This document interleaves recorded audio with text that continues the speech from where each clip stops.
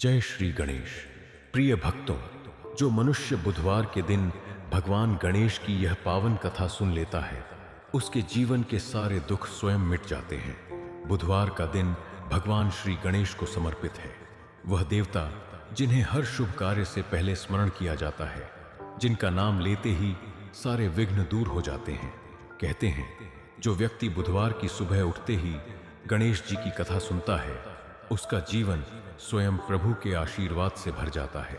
उसके जीवन के सारे पाप, दुख और विघ्न ऐसे मिट जाते हैं जैसे सूरज की पहली किरण अंधकार को मिटा देती है। प्रिय श्रोताग, यह केवल एक कथा नहीं है, यह एक अनुभव है, एक आस्था है, एक ऐसा भाव है जो मनुष्य के जीवन को भीतर से शुद्ध कर देता है। क्योंकि गणपति केवल सुनने के लिए नहीं है, उन्हें महसूस करने के लिए हैं। वह हमारे हृदय के भीतर बसे हैं। हमारी बुद्धि, हमारा विवेक, हमारी सफलता और हमारे संस्कार सब उन्हीं की कृपा से चलते हैं। कहते हैं, जब कोई व्यक्ति सच्चे मन से बुधवार के दिन गणेश जी की कथा सुनता है, तो उसके घर की नकारात्मकता समाप्त होती है। घर में धन, सौभाग्य और शांति का वास होता है। व्यापार में उन्नति होती है, परिवार में प्रेम बढ़ता है और मन में एक अद्भुत स्थिरता आती है। इसलिए यह दिन केवल पूजा का नहीं, बल्कि आत्मशुद्धि का दिन है। जब हम अपने भीतर बैठे गणपति को जगाते हैं, तो इस पावन सुबह अपने मन को शांत कीजिए, सांसों को धीमा कीजिए और अपने भीतर उस दिव्य स्वर को सुनिए जो कहता है, ओम गंग गणपतये नमः। क्योंकि जो व्यक्ति श्रद्धा से यह मंत्र बोलता है, उसके जीवन में कभी कोई विघ्न नहीं आता। और जो बुधवार की कथा को भावपूर्वक सुनता है, उसके जीवन की हर रुकावट स्वयं गणेश जी दूर करते हैं। तो आइए अपने भीतर की श्रद्धा को जागृत कीजिए, दोनों हाथ जोड़िए और प्रेम से उच्चारित कीजिए, जय श्री गणेश देवा विघ्न हरता मंगल मूर्ति मोरया। आज की यह कथा आपको उस दिव्यता से जोड़ेगी जहां हर संकट केवल प्रभु के नाम से शांत हो जाता है। यह कथा केवल आपके कानों तक नहीं, बल्कि आपके मन के द्वार तक पहुंचेगी। तो आइए श्रद्धा से सुनिए बुधवार की यह अद्भुत और दिव्य कथा, जिसे सुनने मात्र से जीवन के सारे पाप और दुख स्वयं मिट जाते हैं। लेकिन प्रिय श्रोता, आगे बढ़ने से पहले मैं आपको एक अत्यंत महत्वपूर्ण बात बता दूं, जिसे हमारे प्राचीन धर्म ग्रंथ गरुड़ पुराण में स्वयं कहा गया है कि कोई भी कथा, विशेषकर भगवान से जुड़ी कथा, अगर बीच में छोड़ दी जाए तो वह केवल अधूरी जानकारी नहीं रहती, बल्कि पाप का कारण बन जाती है। क्योंकि जब हम किसी दिव्य कथा को अधूरा सुनते हैं, तो हमारा मन अधूरा सत्य लेकर विचलित हो जाता है। यही अधूरा सत्य आगे चलकर हमें गलत मार्ग की ओर ले जाता है। इसलिए आपसे निवेदन है कि आज की इस बुधवार की दिव्य गणेश कथा को अंत तक अवश्य सुनें, क्योंकि यह केवल एक धार्मिक कथा नहीं, बल्कि जीवन का ऐसा गूढ़ ज्ञान है जो आपके हृदय में बैठे हर भय, हर दुख और हर बाधा को दूर कर देगा। यह कथा आपको बताएगी कि कैसे स्वयं विघ्नहर्ता गणपति अपने सच्चे भक्तों के जीवन से दुख और संकट मिटा देते हैं और उनके मार्ग को मंगलमय बना देते हैं। इस कथा का कोई एक प्रसंग, कोई एक शब्द ही आपके जीवन की दिशा बदल सकता है। हो सकता है गणेश जी की कोई एक लीला या घटना आपके भीतर वह शांति जगा दे जिसकी खोज में आप वर्षों से भटक रहे हैं। इसलिए श्रद्धा से सुनिए, भाव से समझिए और अंत तक बने रहिए। और यदि आप एक सच्चे सनातनी हैं, तो यह आपका कर्तव्य है कि प्रभु गणेश की महिमा केवल अपने तक सीमित ना रखें, बल्कि इसे अधिक से अधिक लोगों तक पहुंचाएं। क्योंकि जब एक भक्त भगवान की कथा सुनता है, तो वह पुण्य कमाता है, और जब वही भक्त उस कथा को दूसरों तक पहुंचाता है, तो वह दोगुना पुण्य प्राप्त करता है। इसलिए प्रिय श्रोता, इस वीडियो को लाइक करें, अपने मित्रों और परिवार के साथ साझा करें, ताकि भगवान गणेश की कृपा का प्रकाश हर घर में पहुंचे। और हाँ, हमारे चैनल को सब्सक्राइब करना ना भूलें, ताकि हर सप्ताह आपको ऐसी ही दिव्य, प्रेरणादायक और जीवन बदल देने वाली कथाएं मिलती रहे। तो अब अपने मन को शांत कीजिए, दोनों हाथ जोड़िए और श्रद्धा से बोलिए, जय श्री गणेश देवा विघ्नहर्ता मंगल मूर्ति मोरया। अब आरंभ होती है बुधवार की वह दिव्य कथा, जिसे सुनने मात्र से जीवन के सारे पाप और दुख स्वयं मिट जाते हैं। प्राचीन भारतवर्ष के आंचल में बसा एक छोटा सा गांव था आलोकपुर। आलोकपुर केवल एक नाम नहीं था, बल्कि वह साक्षात प्रकृति का एक ऐसा श्रृंगार था जिसे विधाता ने बड़े इत्मीनान से सजाया था। उस गांव के चारों ओर ऊंचे ऊंचे पहाड़ थे, जो ऐसे प्रतीत होते थे मानो धरा को सुरक्षा देने के लिए पहरेदार खड़े हों। उन पहाड़ों से गिरते हुए शीतल झरने जब पत्थरों से टकराते थे तो एक ऐसी मधुर ध्वनि उत्पन्न होती थी जो किसी दिव्य वीणा के वादन जैसी लगती थी। गांव के बीचों बीच एक निर्मल नदी बहती थी, जिसका जल इतना पारदर्शी था कि उसमें तलहटी के पत्थर भी चमकते हुए मोतियों के समान दिखाई देते थे। सुबह की पहली किरण जब उस नदी के जल पर पड़ती तो पूरा गांव सुनहरी आभा से नहा उठता था। आलोकपुर में हर सुबह की शुरुआत किसी मंत्रोपचार से कम नहीं होती थी। पक्षियों का चहचहाना, मंदिरों में बजती घंटियों की आवाज और ताज़ी मिट्टी की वह सौंधी खुशबू सब मिलकर एक ऐसा वातावरण तैयार करते थे जहां साक्षात ईश्वर का वास महसूस होता था। इसी सुंदर और शांत आलोकपुर गांव में एक छोटा सा घर था, जहां जयराम अपनी पत्नी मानसी और अपने 2 नन्हे बच्चों के साथ रहता था। जयराम का घर मिट्टी का बना था, जिसकी दीवारों को मानसी ने अपने हाथों से गेरू और खरिया से सजाया था। घर के आंगन में एक छोटा सा तुलसी का पौधा था, जिसके सामने मानसी हर शाम दिया जलाती थी। जयराम स्वभाव से बहुत ही सरल, परिश्रमी और ईमानदार व्यक्ति था। वह खेतों में मेहनत करता और जो कुछ भी उसे प्राप्त होता उसे ईश्वर का आशीर्वाद समझकर स्वीकार कर लेता था। मानसी, जिसका नाम ही उसकी ममता और विनम्रता का प्रतीक था, एक अत्यंत पतिव्रता और धर्मपरायण स्त्री थी। उसका चेहरा हमेशा एक शांत मुस्कान से खिला रहता था। उसके लिए उसका परिवार ही उसका संसार था। वह अपने बच्चों को कहानियों के माध्यम से संस्कार देती और जयराम के थके हारे घर लौटने पर उसकी सेवा में कोई कसर नहीं छोड़ती थी। उनके 2 बच्चे थे, बड़ा बेटा आर्यन और छोटी बेटी छवि। आर्यन अब भी मात्र 7 वर्ष का था और छवि 5 वर्ष की। दोनों बच्चे इतने मासूम थे कि उनकी हंसी पूरे घर की थकान मिटा देती थी। उन दिनों जयराम का परिवार गांव में अपनी सादगी और प्रेम के लिए जाना जाता था। जयराम और मानसी के बीच कभी कोई ऊंची आवाज में बात नहीं हुई थी। अभाव तो बहुत थे, कभी 2 वक्त की रोटी के लिए भी संघर्ष करना पड़ता था, लेकिन उनके चेहरे पर शिकन नहीं होती थी। वे कहते थे, जब तक हमारे सिर पर भगवान गणेश का हाथ है तब तक हमें किसी बात की चिंता नहीं। जयराम हर बुधवार को व्रत रखता था और भगवान गणेश की मिट्टी की एक प्रतिमा बनाकर उसकी पूजा करता था। वह गणेश जी को अपना मित्र, अपना मार्गदर्शक और अपना पिता मानता था। वह अक्सर कहता, मानसी, भगवान ने हमें यह छोटा सा परिवार दिया है, यही हमारी सबसे बड़ी पूंजी है। धन तो आता जाता रहता है, पर यह संस्कार और यह प्रेम ही जीवन का असली आधार है। आलोकपुर के लोग उस समय उनकी बड़ी प्रशंसा करते थे। लोग कहते थे कि अगर परिवार हो तो जय राम जैसा, जहां दरिद्रता भी मुस्कुराती है। लेकिन नियति को शायद कुछ और ही मंजूर था। कहते हैं कि जब समुद्र शांत होता है तभी भयंकर तूफान की आहट छिपी होती है। जयराम के उस हंसते खेलते संसार पर भी धीरे धीरे दुखों के बादल मंडराने लगे थे। एक दिन की बात है, गांव में भीषण अकाल पड़ने की आशंका होने लगी। मानसून की बारिश जो हर साल समय पर आती थी, वह इस बार रास्ता भूल गई।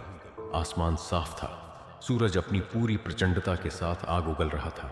आलोकपुर की वह निर्मल नदी धीरे धीरे सूखने लगी, खेतों की मिट्टी में दरारें पड़ने लगीं। जयराम जो दिन रात पसीना बहाकर फसल उगाता था, उसकी आंखों के सामने उसकी मेहनत दम तोड़ने लगी। परेशानी केवल अकाल तक सीमित नहीं थी। जयराम ने फसल की उम्मीद में कुछ साहूकारों से कर्ज लिया था। उसे लगा था कि फसल अच्छी होगी तो वह कर्ज चुका देगा और अपने बच्चों के लिए नए वस्त्र खरीदेगा। लेकिन प्रकृति का चक्र ऐसा घूमा कि सब कुछ बिखरने लगा। जयराम का वह आत्मविश्वास धीरे धीरे डगमगाने लगा, लेकिन उसने मानसी को इसका आभास नहीं होने दिया। मानसी ने देखा कि जयराम अब रातों को सोता नहीं है। वह बस खिड़की के पास बैठकर सूखते हुए खेतों की ओर ताकता रहता है। उसकी आंखों की वह चमक जो कभी बच्चों को देखकर जाग उठती थी, अब एक गहरी चिंता में खो गई थी। गांव के लोग जो कभी उनकी सादगी की कस्में खाते थे, अब धीरे धीरे बदलने लगे थे। समाज का असली चेहरा तब सामने आता है जब मनुष्य पर संकट आता है। गांव के चौपाल पर जब जयराम बैठता तो लोग उसे सांत्वना देने के बजाय ताने देने लगे थे। कोई कहता बड़ी पूजा पाठ करता था, अब कहाँ गए तेरे भगवान? कोई उपहास उड़ाते हुए कहता, कर्ज लेकर थाट दिखाने वालों का यही हश्र होता है। यह शब्द जयराम के कानों में पिघले हुए शीशे की तरह उतरते थे।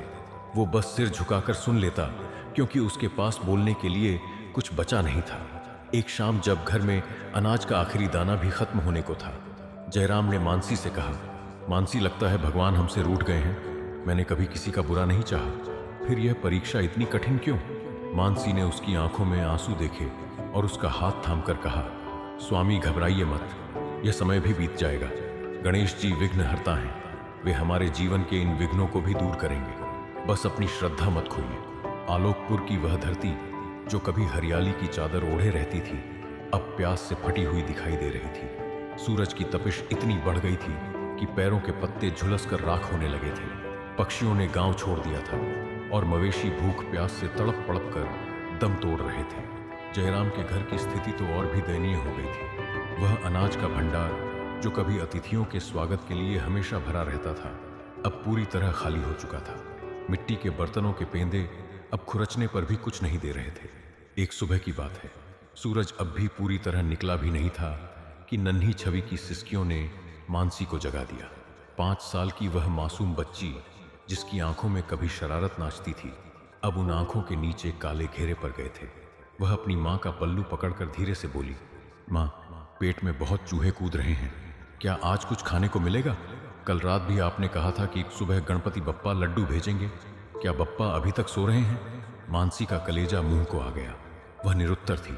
उसने अपनी गीली आंखों को छिपाते हुए छवि को छाती से लगा लिया और उसके सूखे होठों को चूमकर बोली, नहीं मेरी लाडो, बप्पा सो नहीं रहे हैं, वे तो हमारे लिए सबसे बढ़िया पकवान तैयार करवा रहे हैं, बस थोड़ा सा धैर्य और रख ले। लेकिन मानसी जानती थी कि वह अपनी बेटी से झूठ बोल रही है। रसोई में केवल एक मुट्ठी सूखा बाजरा बचा था, जिसे उसने दोपहर के लिए बचा कर रखा था। बड़ा बेटा आर्यन, जो अब 7 साल का हो गया था, वह अपनी उम्र से कहीं ज्यादा समझदार हो चला था। उसने अपनी माँ और बहन की बातें सुनी, पर वह कुछ बोला नहीं। उसने बस चुपचाप अपने पिता जयराम की ओर देखा, जो आंगन के एक कोने में सिर झुकाए बैठे थे। जयराम के हाथ कांप रहे थे। वह हाथ जो कभी हल चलाकर मिट्टी से सोना उगाते थे, आज अपनी संतान के लिए एक रोटी का टुकड़ा तक नहीं जुटा पा रहे थे। जयराम उठा और उसने अपनी पुरानी फटी हुई चादर कंधे पर डाली। उसने तय किया कि आज वह गांव के जमींदार धनपत राय के पास जाकर काम मांगेगा या फिर कुछ अनाज उधार लेगा। मानसी ने उसे रोकना चाहा, क्योंकि वह जानती थी कि धनपत राय का हृदय पत्थर का है, पर बच्चों की भूख के आगे वह भी विवश थी। जैसे ही जयराम गांव की गलियों से गुजरा, उसे लगा मानो पूरा गांव उसे एक अपराधी की नजरों से देख रहा हो। वह समाज जो कभी जयराम की सादगी का गुणगान करता था, आज उसके दुर्भाग्य पर अट्टहास कर रहा था। गांव के कुएं के पास खड़ी कुछ औरतों ने जब जयराम को जाते देखा तो वे आपस में फुसफुसाने लगी। एक ने जोर से कहा, देखो जा रहे हैं बड़े धर्मात्मा, सुना है घर में खाने को दाना नहीं है, पर बुधवार का व्रत आज भी नहीं छूटा। अरे जब भगवान ने ही मुंह फेर लिया तो यह ढोंग किसके लिए? दूसरी ने तंज कसते हुए कहा, अपने बच्चों को भूखा मारकर जो पुण्य कमाया जाता है, वह पुण्य नहीं पाप होता है जयराम। अगर इतना ही विश्वास है अपने गणेश पर, तो मांग क्यों नहीं लेते उनसे सोने की थाली? क्यों दर दर भटक रहे हो? इन शब्दों ने जयराम के कलेजे को छलनी कर दिया। उसके पैर लड़खड़ाए पर वह रुका नहीं। वह जमींदार के द्वार पर पहुंचा। धनपत राय अपने आलीशान बरामदे में बैठा हुक्का पी रहा था।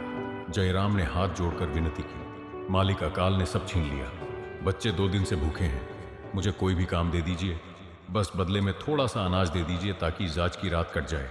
धनपत राय ने ठहाका लगाया और धुएं का गुबार छोड़ते हुए बोला, अरे जयराम, तुझे काम कैसे दूं? तू तो बड़ा भक्त है। मैंने सुना है कि तू कहता है कि सब कुछ गणेश जी ही करते हैं, तो फिर आज मेरे पास क्यों आया है? जा अपने गणपति से कह कि आसमान से रोटियां बरसा दे। और सुन, पिछला कर्ज जो तूने फसल के लिए लिया था, उसका ब्याज भी आसमान छू रहा है। अगर अगले बुधवार तक कर्ज नहीं चुकाया तो तेरा वह कच्चा घर भी मेरा हो जाएगा। जयराम की आंखों के सामने अंधेरा छा गया। वो गिड़गिड़ाया, मालिक ऐसा अनर्थ मत कीजिए, मेरे बच्चे कहाँ जाएंगे? मैं पाई पाई चुका दूंगा, बस अभी थोड़ा सा अनाज दे दीजिए। पर जमींदार के पास दया का कोई स्थान नहीं था। उसने अपने नौकरों से कहकर जयराम को धक्के देकर बाहर निकलवा दिया। जयराम धूल में गिरा पड़ा था। उसके घुटने छिल गए थे। पर उसे उस शारीरिक पीड़ा से कहीं ज्यादा मानसिक वेदना हो रही थी। वो खाली हाथ घर की ओर मुड़ा। रास्ते भर भर उसे लोगों के कटाक्ष सुनने पड़े। किसी ने उसकी गरीबी का मजाक उड़ाया तो किसी ने उसकी भक्ति पर सवाल खड़े किए। जब वह घर पहुंचा तो मानसी ने उसकी हालत देखते ही सब कुछ समझ लिया। उसने जयराम के घाव धोए पर मन के घाव कौन धोता। आर्यन और छवि उम्मीद भरी नजरों से अपने पिता को देख रहे थे कि शायद उनके झोले में कुछ खाने को होगा। जब उन्होंने झोला खाली देखा तो छवि रोने लगी और रोते रोते ही अपनी माँ की गोद में सो गई। उस रात जयराम के घर का चूल्हा नहीं जला। चारों ओर एक भयानक सन्नाटा था जिसे केवल बच्चों की भूख वाली सिसकियां तोड़ रही थी। जयराम अपनी कोठरी में गया और वहां रखी भगवान गणेश की उस छोटी सी मिट्टी की मूर्ति के सामने बैठ गया। वह मूर्ति जिसे उसने अपने हाथों से गढ़ा था। उसने रोते हुए कहा, हे विघ्नहर्ता, क्या मेरी भक्ति में कोई कमी रह गई? क्या मैंने कभी किसी का अहित किया? समाज मुझे ताने देता है, लोग मुझे धिक्कारते हैं, वह तो मैं सह लूंगा, पर मेरे इन मासूम बच्चों का क्या कसूर है? वे भूख से तड़प रहे हैं और मैं कुछ नहीं कर पा रहा। क्या आपकी कृपा केवल धनवानों के लिए है? क्या मुझ जैसे गरीब के आंसुओं का कोई मूल्य नहीं? जयराम का हृदय पूरी तरह टूट चुका था। उससे अपनी गरीबी से उतनी चिढ़ नहीं थी जितनी समाज की निष्ठुरता से थी। वह देख रहा था कि कैसे संकट के समय में लोग इंसानियत भूलकर गिद्ध की तरह दूसरों के दुखों को नोचने लगते हैं। मानसी पीछे खड़ी थी। उसकी आंखों से भी निरंतर अश्रुधारा बह रही थी। उसने जयराम के कंधे पर हाथ रखा और कहा, स्वामी, हार मत मानिए। गणेश जी हमारी परीक्षा ले रहे हैं। रात जितनी काली होती है, सवेरा उतना ही उज्जवल होता है। समाज का काम है बोलना, पर हमारे ईश्वर का काम है संभालना। लेकिन दुख की यह पराकाष्ठा अभी और बढ़नी थी। अगले दिन जयराम को पता चला कि गांव के लोगों ने मिलकर यह तय किया है कि अकाल का कारण जयराम का परिवार है। अंधविश्वास की आग ऐसी फैली कि लोगों ने कहना शुरू कर दिया कि जयराम कुछ ऐसा अशुभ काम कर रहा है जिससे देवता रुष्ट हैं और गांव में बारिश नहीं हो रही। समाज का यह रूप जयराम के लिए सबसे बड़ा सदमा था। वे लोग जो कल तक उसके साथ बैठकर खाना खाते थे, आज उसे गांव से निकालने की साजिश रच रहे थे। जयराम को लगा मानो उसकी पूरी दुनिया ही बिखर गई हो। उसके पास न धन था न अन्न, और अब तो उसका मानसान भी छीना जा रहा था। प्रिय श्रोताग, समय का पहिया जब विपरीत घूमता है तो इंसान की परछाई भी उसका साथ छोड़ने लगती है। आलोकपुर की गलियों में अब सन्नाटा नहीं, बल्कि एक जहरीली खुसफुसाहट फैल चुकी थी। वह समाज जो कभी जयराम के आंगन की तुलसी को पूजनीय मानता था, आज उसी आंगन को अशुभ घोषित कर चुका था। अंधविश्वास की जरें इतनी गहरी हो गई थीं कि गांव के बड़े बूढ़ों ने मिलकर यह फरमान सुना दिया था कि जब तक जयराम का परिवार इस गांव में रहेगा, इंद्रदेव अपनी कृपा नहीं बरसाएंगे। अगली सुबह जब सूरज की तपिश धरती को झुलसाने निकली तो जयराम के घर के बाहर गांव के कुछ लोग इकट्ठा हो गए। उनके हाथों में लाठियां थीं और आंखों में नफरत। जयराम बाहर आया। उसकी आंखों में रात भर जागने की थकान और भूख की कमजोरी साफ झलक रही थी। उसने कांपते स्वर में पूछा, भैयों, मुझसे क्या अपराध हुआ है? आप सब मेरे घर को घेरे क्यों खड़े हैं? भीड़ में से एक व्यक्ति चिल्लाया, अपराध तेरा अस्तित्व ही अपराध बन गया है। जयराम, जब से तूने उस गणेश की मूर्ति की आड़ में अपना ढोंग रचा है, तब से हमारे कुएं सूख गए। गांव के पंडित जी कहते हैं कि तेरी भक्ति में कोई खोट है, जिसकी सजा पूरा आलोकपुर भुगत रहा है। या तो तू आज ही यह गांव छोड़कर चला जा, या फिर हम तेरे इस घर को आग लगा देंगे। जयराम के पैरों तले जमीन खिसक गई। वह हाथ जोड़कर उनके पैरों में गिर पड़ा। भाइयों, मुझे मार लो, पर मेरे बच्चों पर दया करो। वे 2 दिन से भूखे हैं। मैं कहाँ जाऊंगा इस तपती धूप में? मेरा घर मत छीनिए, यही मेरा एकमात्र सहारा है। लेकिन भीड़ तो अंधी होती है। उन्होंने जयराम की एक न सुनी। मानसी भीतर से दौड़ती हुई आई और उसने अपने बच्चों को अपने पीछे छिपा लिया। आर्यन और छवि थर-थर कांप रहे थे। छवि ने डर के मारे अपनी माँ की साड़ी का पल्लू इतना कस के पकड़ा था कि उसके नन्हे हाथ सफेद पड़ गए थे। उसने रोते हुए पूछा, माँ, ये अंकल हमें क्यों मार रहे हैं? क्या हमने कोई गलती की है? मानसी के पास कोई उत्तर नहीं था, वो बस रो रही थी। तभी भीड़ में से किसी ने जयराम को धक्का दिया और वह पत्थरों पर जा गिरा। उसके माथे से खून की एक पतली धार बह निकली। यह देखकर 7 साल का आर्यन दौड़कर अपने पिता के पास पहुंचा और अपने छोटे छोटे हाथों से उनके जख्म को ढकने की कोशिश करने लगा। वो चिल्लाया, मेरे बाबा को मत मारो, उन्होंने कुछ नहीं किया। तभी गांव के मुखिया ने आदेश दिया, आज से इस परिवार का पूरी तरह बहिष्कार किया जाता है। कोई इनसे बात नहीं करेगा, कोई इन्हें अनाज नहीं देगा और सबसे बड़ी बात, गांव के सार्वजनिक कुएं से इन्हें एक बूंद पानी भी नहीं मिलेगा। अगर किसी ने इनकी मदद की तो उसे भी गांव से निकाल दिया जाएगा। भीड़ चली गई, पर पीछे छोड़ गई एक ऐसा जख्म जो कभी नहीं भरने वाला था। जयराम लहूलुहान हालत में वहीं पर आ रहा। मानसी ने उसे सहारा देकर भीतर ले जाने की कोशिश की, पर जयराम की आत्मा मर चुकी थी। वो फक कर रो पड़ा। मानसी, जिस समाज के लिए मैंने अपनी पूरी जिंदगी लगा दी, जिस गांव की भलाई के लिए मैंने हमेशा भगवान से प्रार्थना की, उसी गांव ने आज मुझे कुएं से पानी लेने तक के लिए मना कर दिया। क्या प्यास का कोई धर्म नहीं होता? क्या बच्चों की भूख की कोई जुबान नहीं होती? दिन बीतने लगा, दोपहर की लू चलने लगी।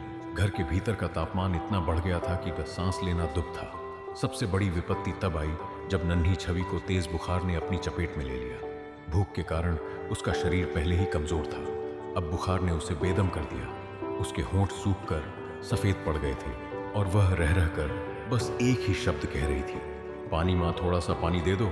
मानसी ने घड़े को उल्टा किया, पर उसमें से धूल के सिवा कुछ नहीं निकला। वो पागलों की तरह घर के हर कोने में पानी खोजने लगी, पर कहीं एक बूंद भी नहीं थी। जयराम ने देखा कि उसकी बेटी की सांसें उखड़ रही हैं। वह अपनी पीड़ा भूलकर खड़ा हुआ। उसने एक पुराना लोटा उठाया और घर से बाहर निकला। मानसी ने चिल्लाकर कहा, स्वामी मत जाइए, वे लोग आपको मार डालेंगे। मुखिया का सख्त आदेश है। जयराम ने पलट कर देखा। उसकी आंखों में एक पिता का दृढ़ निश्चय था। मानसी, अगर आज मैं अपनी बेटी के लिए पानी नहीं ला पाया तो मैं खुद को कभी माफ नहीं कर पाऊंगा। चाहे वे मेरी जान ले लें, पर मैं पानी लेकर ही आऊंगा। जयराम गांव के कुएं की ओर बढ़ा। जैसे ही वह कुएं के पास पहुंचा, गांव के कुछ युवकों ने उसे घेर लिया। अरे ओ अछूत, यहाँ कहाँ आ रहा है? क्या तुझे अपनी जान प्यारी नहीं है? जयराम ने उनके सामने झोली फैला दी। भाइयों, मेरी बेटी मर रही है, उसे तेज बुखार है, बस एक लोटा पानी दे दो। मैं कसम खाता हूं कि फिर कभी इस कुएं की ओर नहीं देखूंगा। भगवान के वास्ते एक पिता की लाज रख लो। उन युवकों में से एक ने उपहास उड़ाते हुए कहा, तेरी बेटी मर रही है तो हम क्या करें?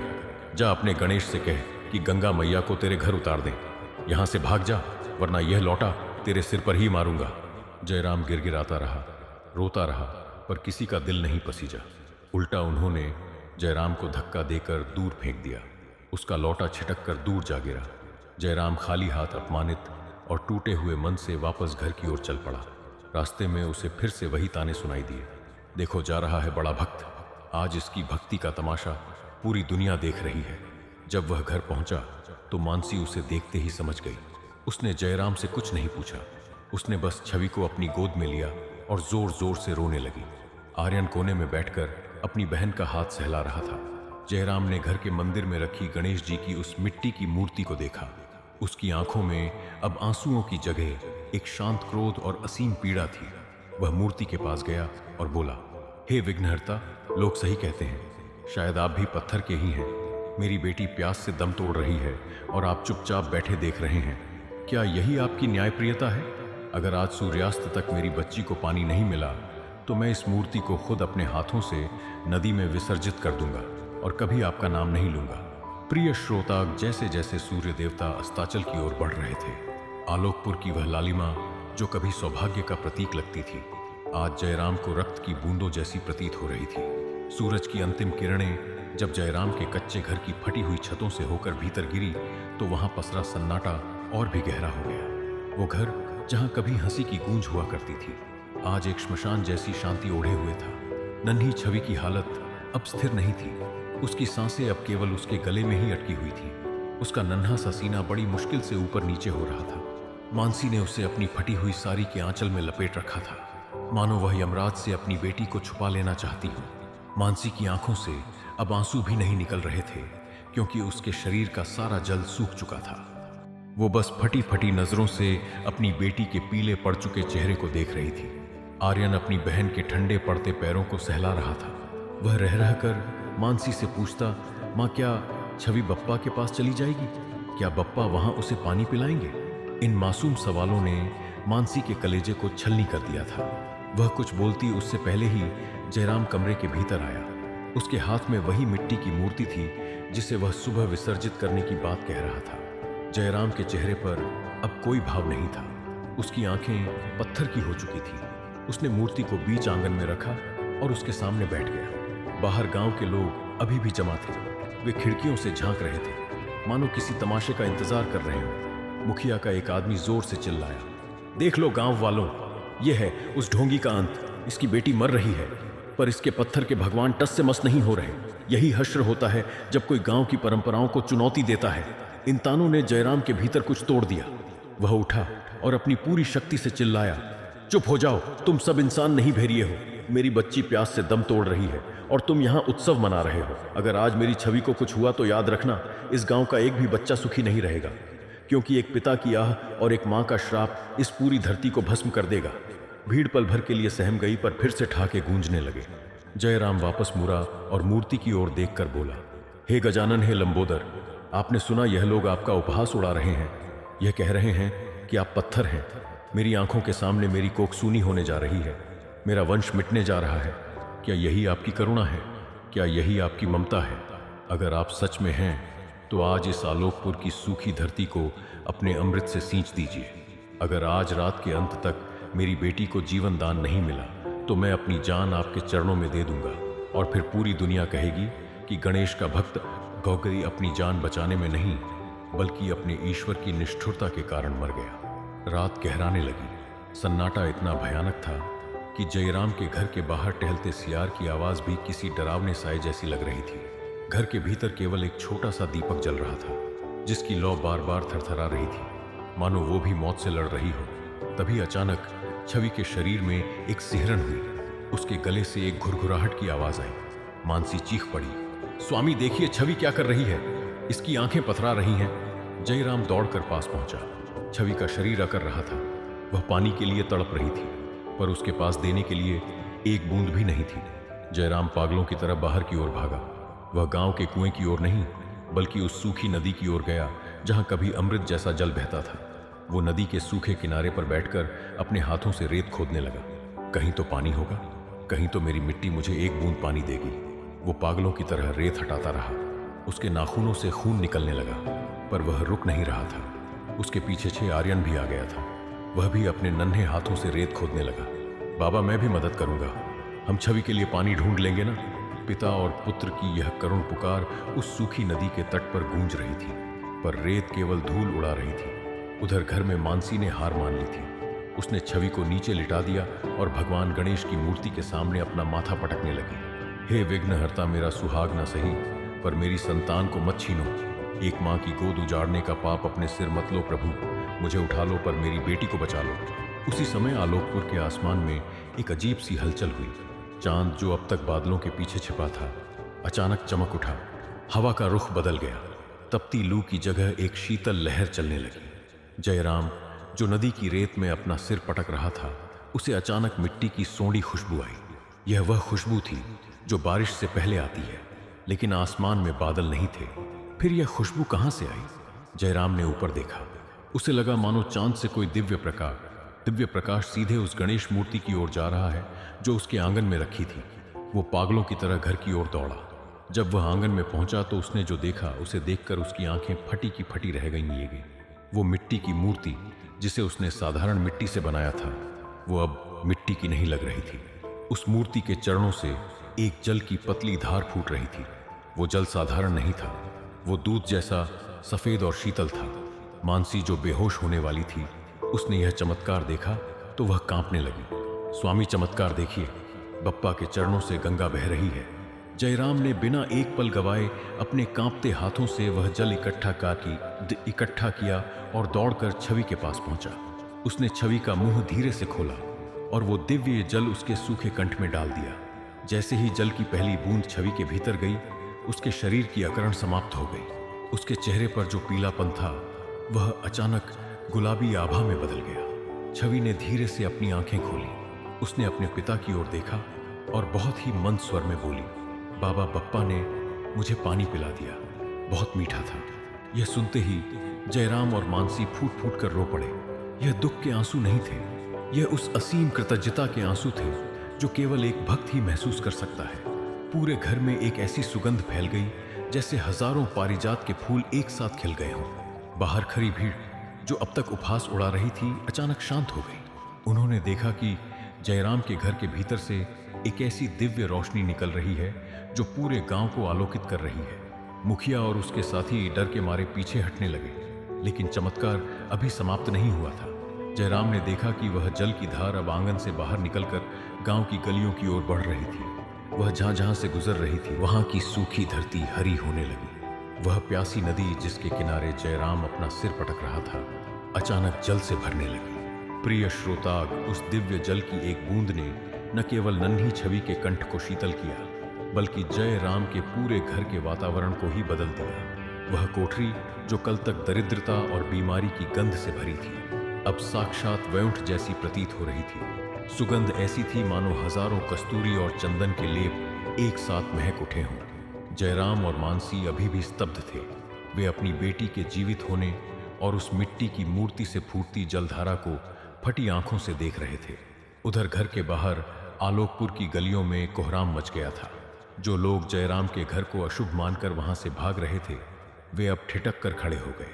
उन्होंने देखा कि जयराम की दहलीज से एक दूधिया सफेद जल की धारा निकल रही है, और वह धारा जैसे जैसे आगे बढ़ रही है, सूखी और फटी हुई धरती के जख्म भरते जा रहे हैं।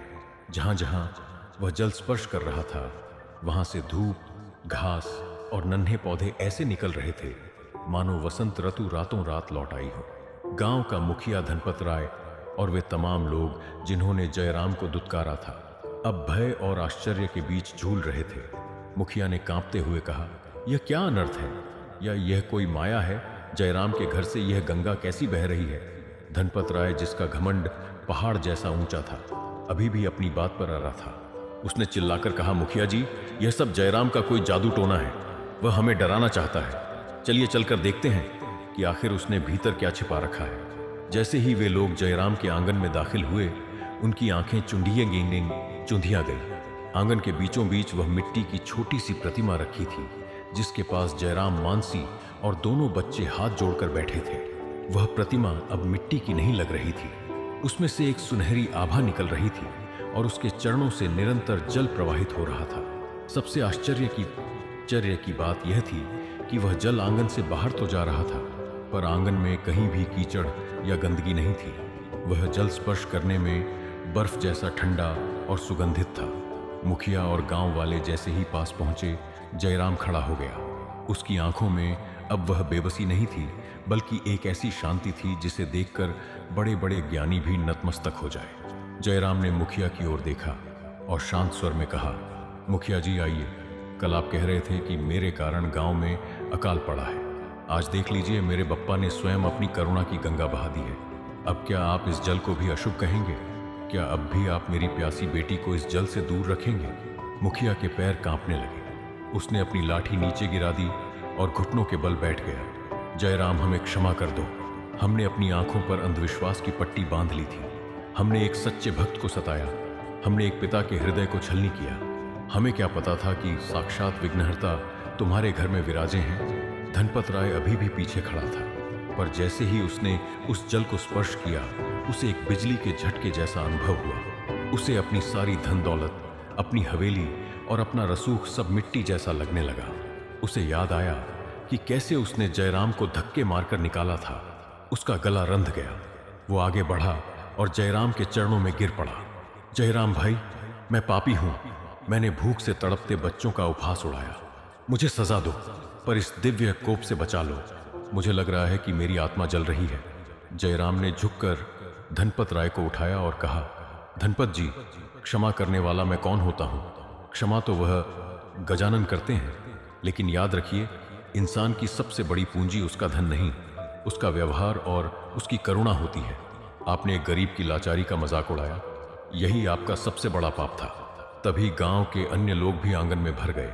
हर कोई उस जल को अपने माथे से लगा रहा था। जो बीमार थे उन्हें वह जल पिलाया गया और चमत्कारिक रूप से वे स्वस्थ होने लगे। पूरे आलोकपुर में जय श्री गणेश के जयकारे गूंजने लगे। वो रात उत्सव की रात बन गई। जो लोग कल तक जयराम को गांव से निकालने की बात कर रहे थे, वे आज उसके घर की मिट्टी को माथे पर लगा रहे थे। लेकिन चमत्कार अभी और गहरा होने वाला था।